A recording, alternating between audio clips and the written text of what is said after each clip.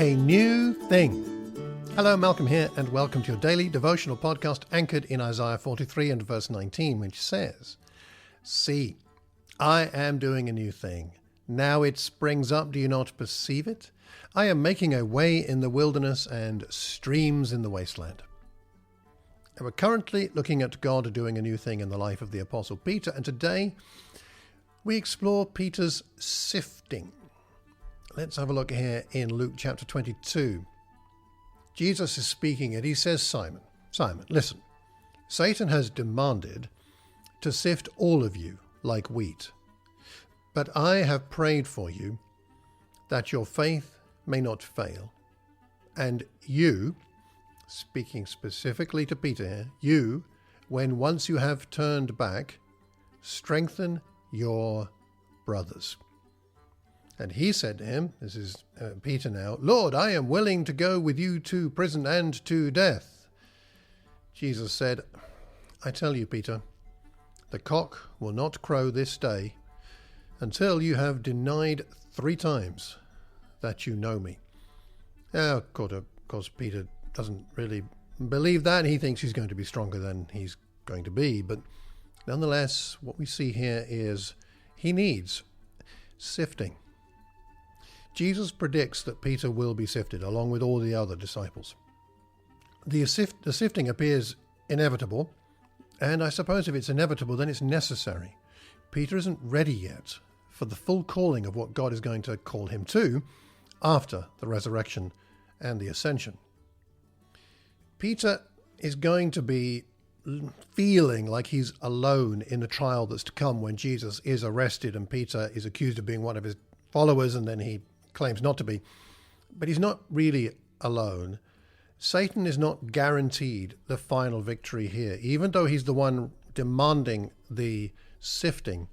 Nonetheless, it's not just about Peter and Satan, it's about Jesus being involved. Peter is reassured by Jesus that his prayers are with him. Isn't that quite something, to know that Jesus is praying for you?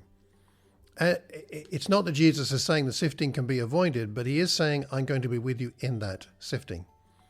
Jesus ultimately expresses hope for Peter and a purposeful future once the sifting has done what it needs to do.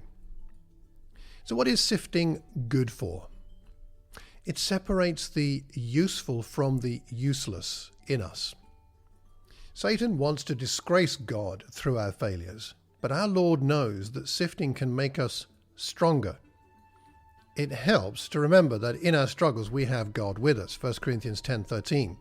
No temptation has seized you except what is common to mankind. God is faithful. He will not let you be tempted beyond what you can bear, but when you are tempted, he will also provide a way out so that you can endure it. Are you being sifted right now? Is it catching you off guard like it did with Peter? Remember, later Peter wrote this in 1 Peter 4 verse 12, and I wonder if he was thinking back to this encounter with Jesus when he says, Dear friends, do not be surprised at the fiery ordeal that has come on you to test you, as though something strange were happening to you. Peter later was able to see the value in his sifting, and that's the faithful perspective that you and I need when we're being sifted. That we will one day look back, and even though it seems strange at the time, we would then realize that there was something positive in this, something that was going to help us to be stronger, something that was going to help us to understand God's purpose in our lives and equip us for something new that God is going to do in us.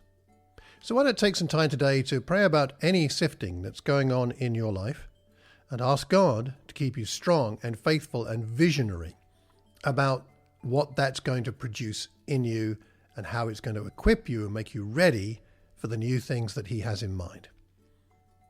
And I hope that you find your heart, your life, your congregation, and your entire world inspired by God doing a new thing. Until tomorrow, take care, and God bless.